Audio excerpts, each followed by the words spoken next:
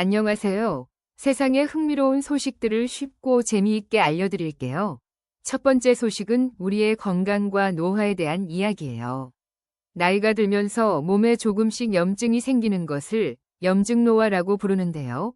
지금까지는 이게 노화의 자연스러운 과정이라고 생각했어요. 하지만 최근 한 연구에 따르면 이것은 어쩌면 산업화된 생활 방식 때문일 수 있다고 해요. 연구팀은 이탈리아와 싱가포르처럼 산업화된 나라의 사람들과 볼리비아나 말레이시아의 자연 속에서 전통적인 방식으로 사는 원주민들을 비교해 봤어요. 그 결과 산업화된 나라의 사람들은 나이가 들수록 만성염증 수치가 높아지고 여러 질병과 관련이 있었지만 원주민들에게서는 그런 현상이 나타나지 않았어요. 그들은 가끔 감염병 때문에 급성 염증이 생길 뿐이었죠. 이 연구는 우리가 먹는 음식, 위생 환경 같은 생활 습관이 면역 체계가 늙어가는 방식에 얼마나 큰 영향을 미치는지 보여줘요. 혹시 잠들기 전에 유제품, 특히 치즈를 먹고 악몽을 꿔본 적이 있나요? 한 연구에서 학생 1000여 명을 대상으로 조사했더니 잠자기 전 유제품 섭취와 악몽 사이에 연관성이 발견되었어요. 자기 전에 유제품이나 단 음식을 먹으면 소화가 잘 안 돼서 속이 불편해질 수 있잖아요. 이 불편함이 수면의 질을 떨어뜨리고 그 결과로 꿈이 더 생생하고 무섭게 느껴질 수 있다는 거예요. 사람마다 음식에 대한 민감도가 다르기 때문에 편안한 잠을 위해서는 자기 전 식습관에 신경 쓰는 것이 좋겠네요. 인도에서는 매년 7월 1일을 의사의 날로 기념하는데요. 이날은 인도의 아주 유명한 의사이자 정치인이었던 비단 찬드라 로이 박사를 기리는 날이에요. 특히 올해는 코로나 팬데믹 동안 고생한 의료진에 대한 감사의 마음이 컸다고 해요. 올해의 주제는 마스크 뒤에서 의사를 치료할 사람은 누구인가? 였어요. 이 말은 항상 다른 사람을 치료하는 의사들도 사람이라 지치고 힘들 수 있으니 이제는 그들의 정신적, 육체적 건강도 우리가 돌봐야 한다는 깊은 뜻을 담고 있어요. 의사들을 도울 간호사나 보조 인력이 더 필요하다는 목소리도 나왔답니다. 이제 우주 소식이에요. 중국의 우주 탐사선 텐원 2호가 지구와 달의 첫 번째 사진을 보내왔어요. 이 사진은 텐원 2호가 지구에서 아주 멀리 떨어진 곳에서 찍은 건데 카메라 성능과 데이터 전송이 아주 잘 작동한다는 것을 보여줬죠. 텐원 2호는 지금 지구 근처의 작은 소행성으로 날아가고 있어요. 이 소행성에 도착하면 표면에서 흙과 돌멩이 샘플을 채취해서 지구로 가져오는 임무를 수행할 거예요.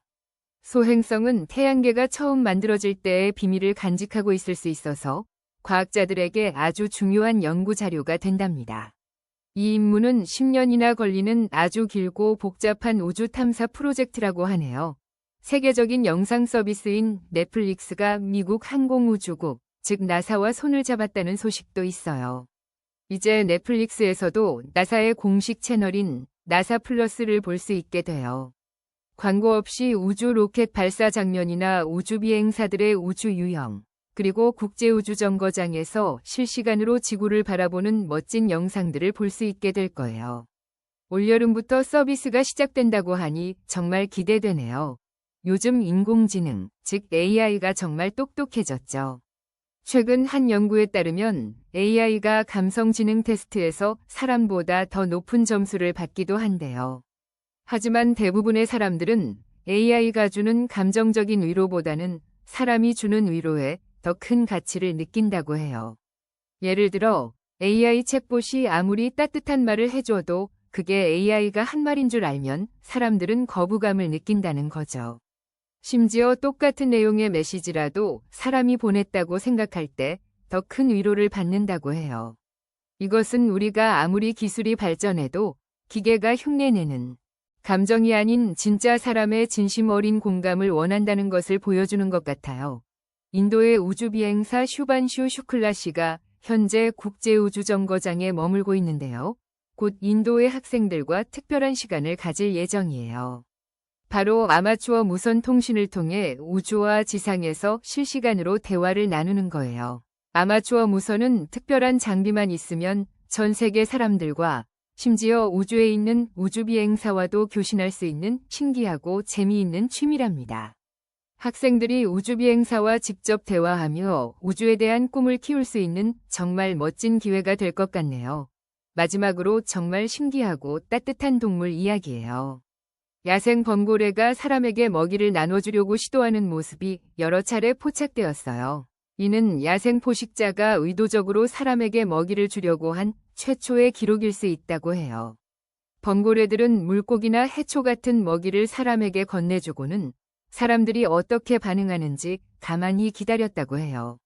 대부분의 경우 사람들은 그냥 지켜보기만 했는데, 그러면 범고래는 먹이를 회수해서 다른 범고래에게 주거나 다시 사람에게 건네려고 했대요. 몇몇 경우에는 사람이 먹이를 받아서 다시 던져주자 마치 공놀이를 하듯 주고받는 행동을 보이기도 했어요. 과학자들은 이것이 범고래들이 사람과 소통하려는 호기심에서 나온 행동일 수 있다고 보고 있어요. 바다의 거대한 포식자가 보여준 다정한 모습이 정말 놀랍네요. 오늘 이야기는 여기까지예요. 다음에 또 재미있는 세상 소식으로 만나요.